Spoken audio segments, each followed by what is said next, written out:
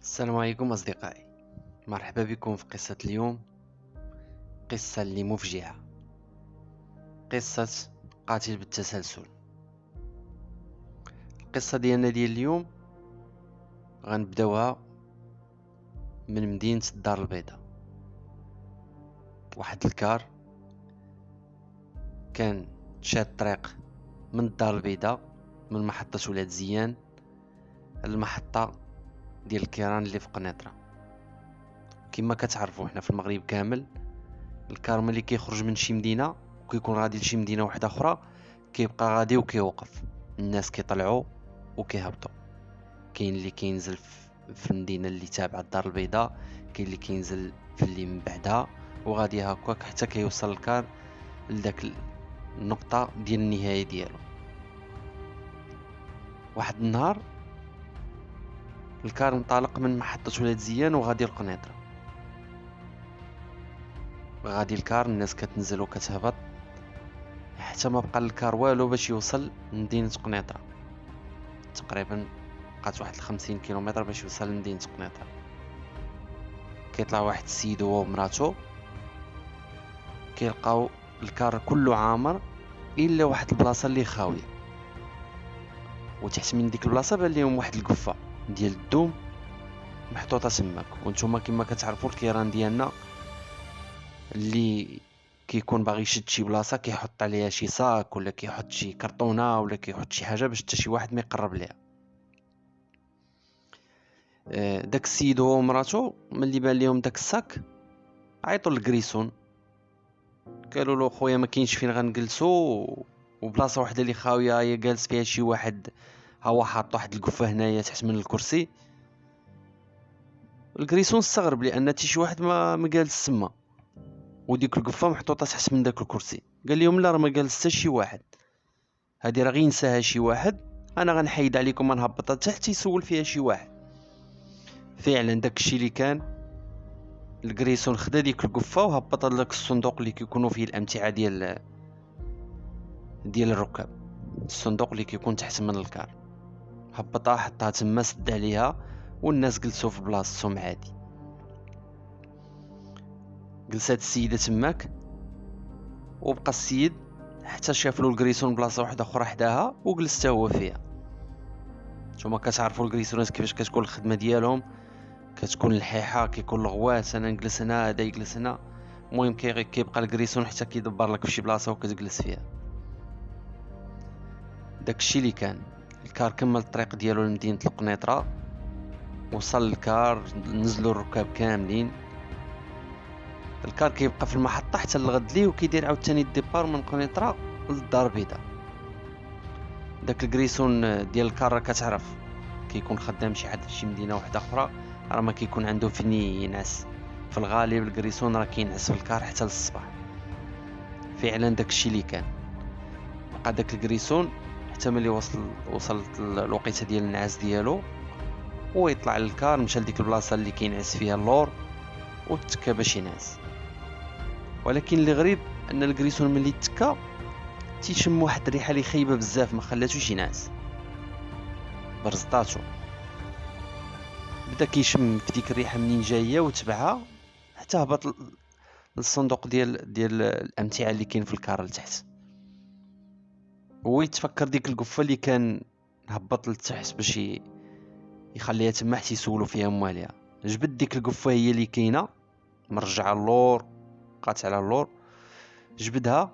كيحل ديك القفه كتبان ليه واحد الميكا كبيره ومسدوده مزيان، ميكا كحله ومسدوده، ريحه خانزه بزاف طالعه منها. ما قدش يبقى يحل في ديك الميكا في ديك العقده ديالها، هو يقطع الميكا، يضرب واحد الريحه خانزه وبدا كيتبوع عليك الساعه. بدا كيقرب من ديك الميكا وكيحل فيها وما يبانوا ليه الدين ورجلين ديال البشر. ديك الساعه بدا كيتقيا وكيغوت على صحابه باش يجيو عنده. فعلا داكشي اللي كان. تجمعوا الناس تما اللي كاينين في المحطه اللي كيبقاو بالليل، شافوا داك المنظر ديال اليدين والرجلين، عيطوا للبوليس.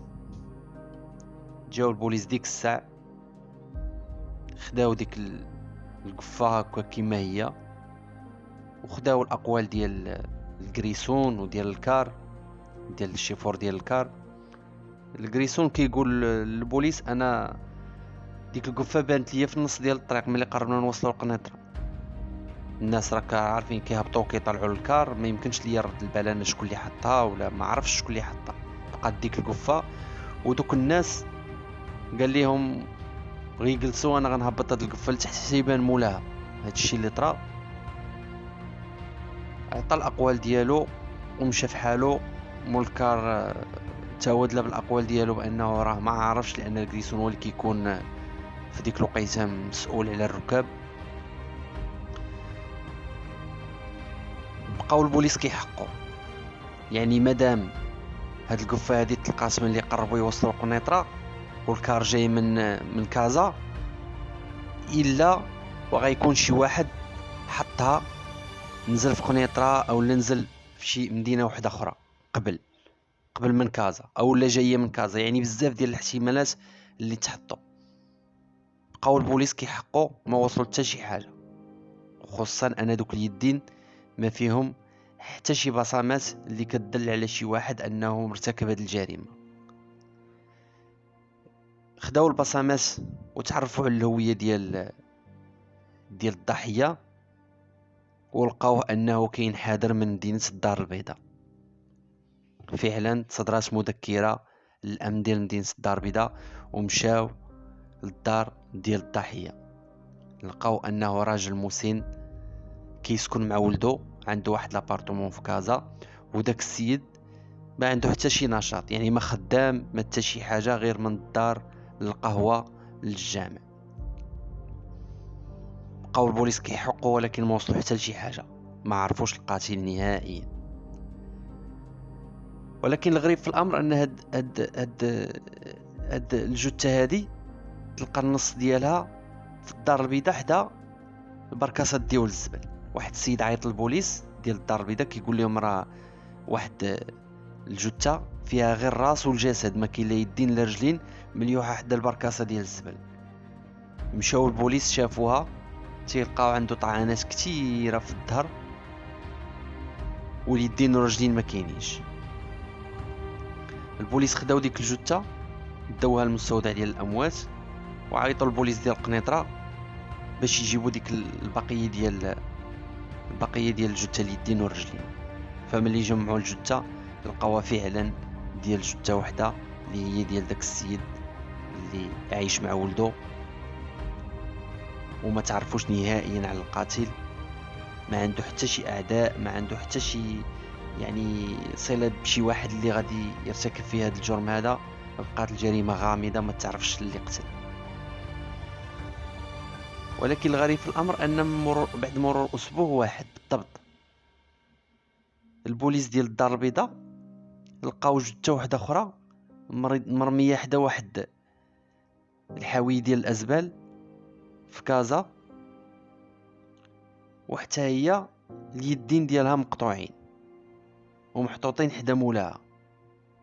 جاو البوليس كيعاينوا ديك الجثه لقاوها مطعونه حتى هي من الخلف، نفس الضربات اللي لقاو في الجثه الاولى كيلقاو في هذه الجثه هذه، يعني طعنات في الخلف واليدين مقطعين ومحطوطين حدا ديك الجثه. بقاو البوليس كيحقوا باش يوصلوا للقاتل، ولكن ما تعرفوش نهائيا عاوتاني على القاتل. وخصوصا ان داك السيد حتى هو راجل اللي مسن في الستينات من عمره، يعني ما عنده حتى شي علاقه ديال عداوه مع شي واحد. هذه هي الجريمه الثانيه اللي كتوقع وتقريبا بنفس الطريقه. هذا السيد هذا مضروب على انه يقطع اليدين ديال ديك الجثه ويحطهم حداها. هاد المره هذه دازت شي شهرين تقريبا والبوليس كيحقوا ما وصلوا حتى لشي حاجه. شهرين اللي دازت حتى لواحد النهار واحد السيد جالس قدام الباب ديال الدار ديالو كيشرب الخمر. هذه عاده عنده ديما كيديرها في الليل، كيجلس قدام الباب كيبقى يشرب وكيعيطوا عليه ولادو، كيطلع يتعشى معاهم وكينعس. الله يعفو على كل واحد. هاد البليه هادي فهاد السيد دائما. واحد المره جالس قدام الباب كيشرب، داز عنده واحد السيد كيضحك معاه كيف ما موالف ديما ومشى في حاله. ولكن الوقيته اللي كيعيط عليه ولدو باش يطلع يتعشى باش ينعس، كيطل من الشرجم ما كيبانش ليه باه، كيبان ليه الكرسي اللي كيجلس عليه والقراعي ديال الشراب، ولكن باه ما كاينش. قال غيكون تحرك غير هنا لشي بلاصه، واخا ما موالفاش ليه، هبط كيقلب عليه ولدو ما لقاش، كيقلب هنا يقلب هنا ما لقاش. قالها لختو، قالها لدارهم كامله، وقال لي ما انا غادي نمشي نقلب عليه، راه غيكون غير قريب من هنا. مشى ولدو كيقلب عليه ما لقاهش نهائيا، نعيا ما يقلب هنا هنا هنا ما لقاش. ولكن ملي رجع بدا راجع بغى يطلع للدار، وما يبانوا ليه يدين ديال باه محطوطين في ديك البلاصه اللي كان جالس كيشرب فيها، وتاكد بانهم يدين ديال باه. بدا كيغوت، هبطات اختو هبطات امو، خرجوا الجيران كلشي كيشوف في داك المنظر ديال دوك اليدين اللي مقطعين. الناس كل واحد شنو كيقول، جا داك السيد اللي جا كيضحك معاهم مشى كيف ما موالف مع كيدير معاه ديما. هاد السيد سميتو بابو جمعه. عيطوا على البوليس، جاو ديك الساعه البوليس ينفوا شافوا دوك اليدين طاحت في بالهم الجرائم اللي سبقوا من قبل، بقاو كيتعجبوا لداك المنظر اللي شافوا. هزوا دوك اليدين داوهم المستودع ديال الاموات، داو داك السيد اللي قال لهم راني ندير كنضحك انا وياه ومشيت، قال لهم ولكن راه كان داز عنده با مسعود. هاد با مسعود واحد السيد كبير في السن كيبيع جافيل، مات مراتو تقريبا هادي 14 عام وكيعيش بوحدو، ما عنده لا ولاد لا حتى شي حاجه. داو داك السيد لانهم هما اللي غادي يدلوهم او لا غي يستخدموهم كخيط بدايه باش يبداو هاد البحث على القاتل ديال هاد السيد. داو هاد السيد هذا قال لهم قالوا لي غتورينا با مسعود فين كاين.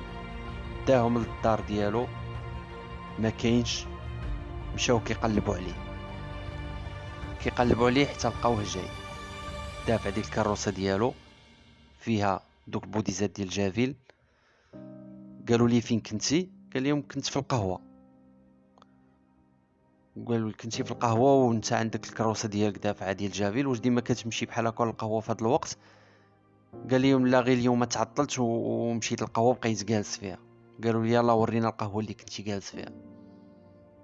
مشى معاهم كيلقاو القهوه ساده، عيطوا على داك العساس ديال ديك البلاصه، قال لهم لا، هاد القهوه سيدي راه كتسد مع 9 ديال الليل، ما كتبقاش حالات على هاد الوقت 12 ونص دابا. على الفور داو داك با مسعود للكوميساريه وبداو كيحقوا معاه، يعني ما تعطلوش معاه بزاف حتى بدا كيعترف بالجرائم ديالو. اول ما وراهم البقيه ديال ديك الجثه ديال با مسعود، با مجمعه عفوا. داو لديك البلاصه اللي لاح فيها الجثه اللي مقطعين ليها اليدين، لقاو ليحه كيف ما العاده حدا بركاسه ديال الزبل. خداو ديك الجثه وبا مسعود بدا كيعترف بالجرائم ديالو كامله، وراهم كيفاش كيقطع ديك الجثه كامله، كيفاش رسل داك القفه اللي طلع حطها في الكار، مشى للمحطه ديال بوزيان وحط ديك القفه تحت الكرسي وهبط مشى في حاله، ومشى ديك القفه حتى وصلت لمدينه القنيطره. والجثه اللي قطع لها اليدين والرجلين ورماها حدا البركاسه ديال الزبل.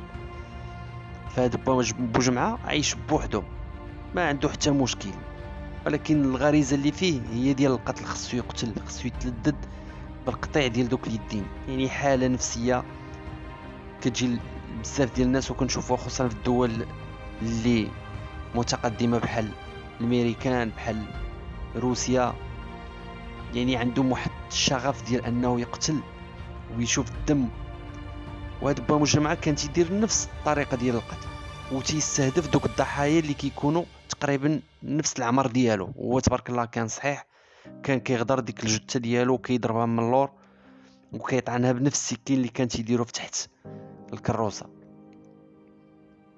كيضرب طعنات حتى كيطيح ديك الجثه، كيقطع على اليدين، وعنده واحد السرعه في الاداء، يعني كيقطع دوك اليدين بواحد السرعه وما كيخليش الاثار ديال الجريمه.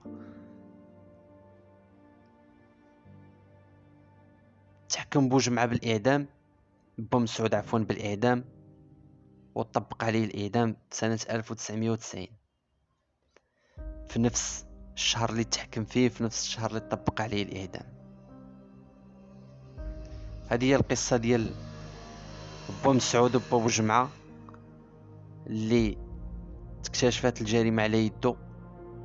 تنشكركم على التتبع ديالكم بزاف،